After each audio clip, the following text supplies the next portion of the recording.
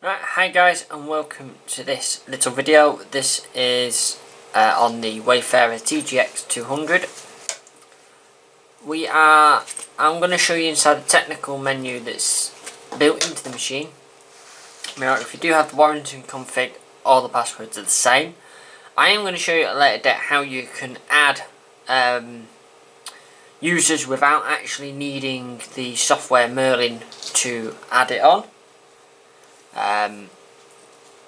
But before I do show you, just be aware that in the technical menu, if your machine is not bricked at the time, you are capable of bricking it. So I do recommend taking the SD card out and making a backup before you do this, and then anything that happens you can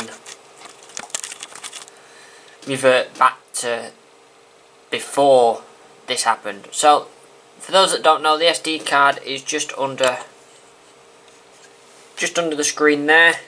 Just pull it out. It may have a cover on it. Mine doesn't, because we were in and out of the SD cards anyway, because that's how we update them when they're out and about. So technician's menu is a simple one. So on warranty and config, it's user 8888 and its password 8888.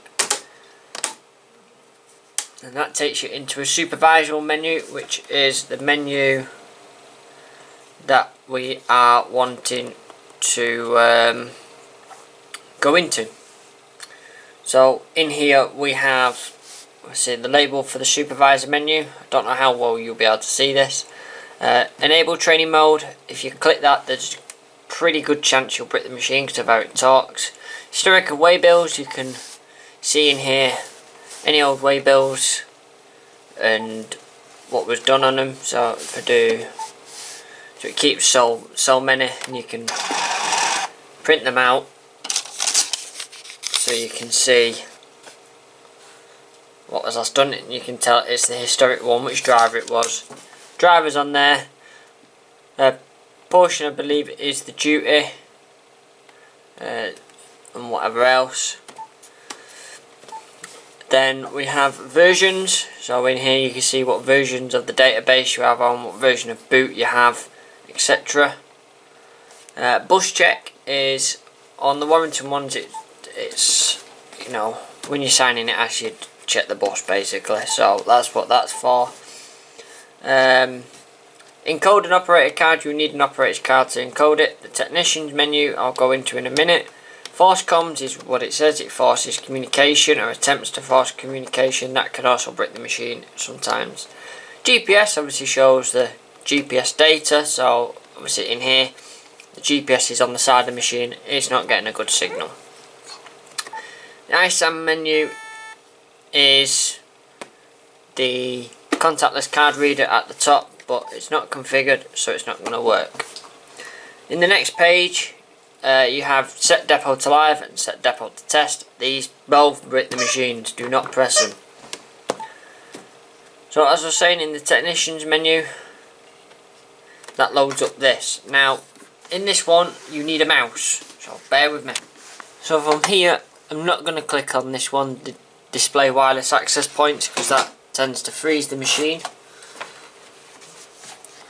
Configure the device is the device ID, don't change it.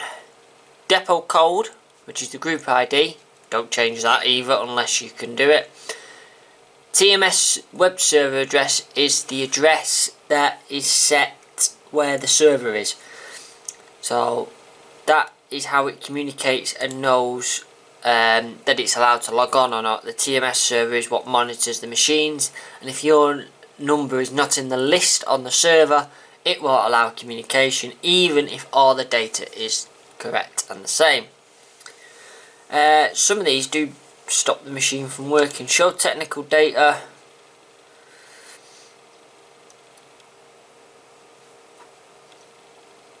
Just give it a second. So here it shows you the docking station that it's in. So it's in docking station 2550. Serial number of the machine is 18628. Boot version, BSP version, the Wi-Fi status, which for me is connected because it does connect to my Wi-Fi. GPRS status, which is your mobile phone, which it must have for the thing to work, and there's 2 SIM card slots in the top there. Your RAM, your storage, your SD storage and whatever else, and then your versions of all your stuff there. Force communication again, does what it says. Display wireless info, that does freeze the machine sometimes, obviously displays the wireless info. Reboot device, does what it says on the tin, it reboots the device. Run Explorer is an interesting one, I'll show you that in a minute. And exit technician's menu, exits the menu. So if you click on Explorer, you'll notice you get more of a Windows look up at the bottom. So this is how we connected it through Wi-Fi. We connected it this way round, and you can go into your settings, control panel. I've just caught force communication. It'll fail because the server's not up and running.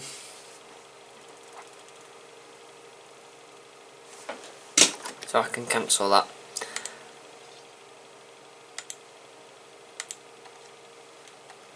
Yeah, so in here you can manage everything from the date and time, the system, PC connections, error reporting, dialer, input panel, device management, etc. You can do all that here.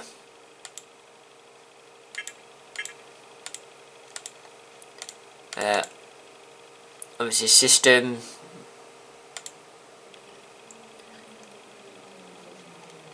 do that.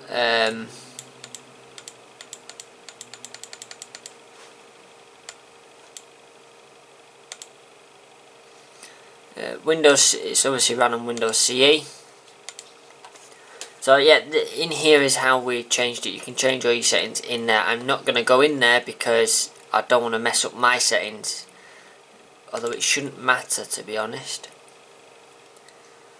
Yeah, so you have to mess about in here, which then gets you your Wi-Fi if you've got Merlin, and then that enables you to be able to synchronize them over the thing. To get a keyboard up, if you need a keyboard, it's there in this bottom corner, and that's about all she writes in there, really.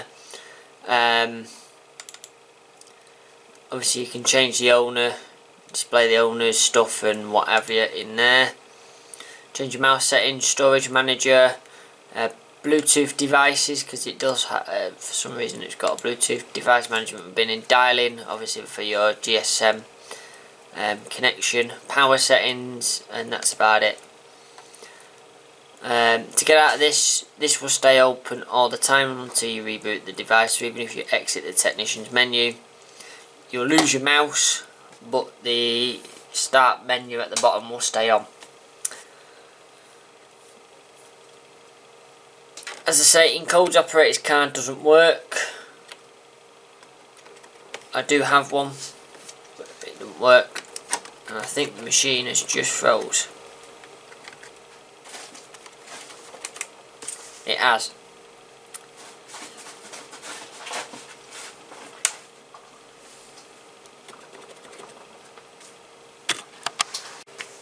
Right, so as I was saying before it crashed, obviously you got your technician's menu, which you can exit by that, and I think Encode, there you go, Encode is not allowed. You must be signed in using a technician's card to be able to encode cards. Now,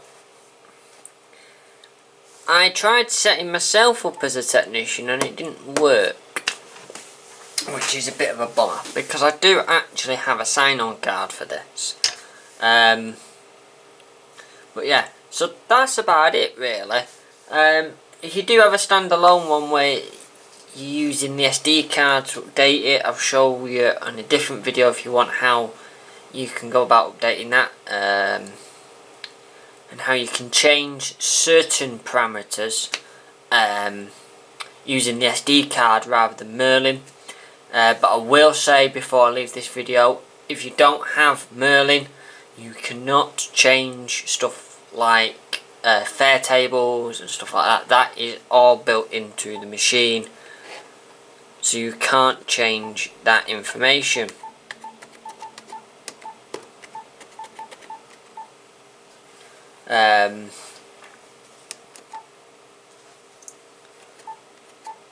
Yes, you can't change that information, but you can change things like the timetable, when routes start, certain things on the tickets you're able to change as well. So yeah, it is possible to change things and mess about, but you can't change. The other things you can't change is the layouts.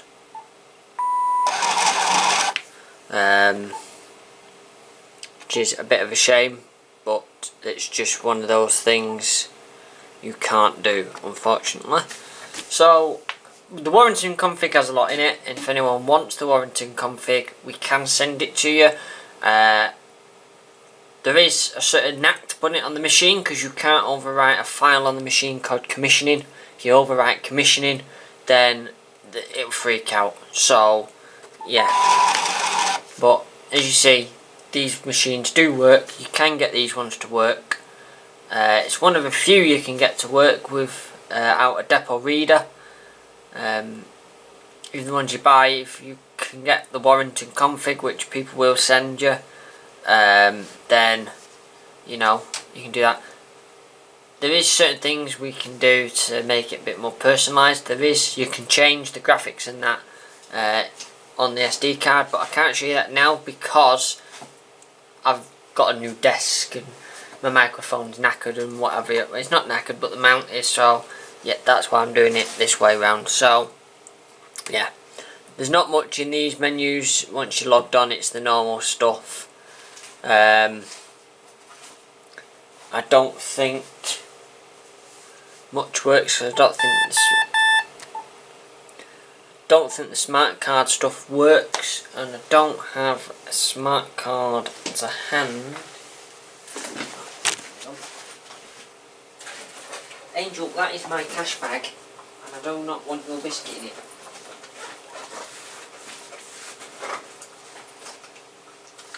Yeah, I've got a smart card now. It doesn't matter how hard you try, you cannot get the smart card stuff to work, because you need SIM cards in it. So you see, I can place it on there. There's a problem reading it because the card is empty, essentially. So, but there's no way of putting anything on these because of how the system is, and if I put that on there, it will show there's an error reading the card. Driver menu, so you just change the options on there. Paper status, which tells you how many ticket roll, how many is left on the ticket roll. GPS tells you the same GPS data. Interim report is how much you've done so far. Obviously, new trip, end duty, lock duty, same. Inspector's tickets, you need an inspector's card. I don't know the manager's code off the top of my head for this. It is, I think, in the file. Alerts messages you can do. Contact details is, for us, it's a massive list of stuff at the moment. That's going to get changed in a minute. And I've never actually pressed that one, so I don't know what. Oh, okay. So that's what that one is. Messages, there's obviously nothing in there because you can't. I've never tried to actually send a message.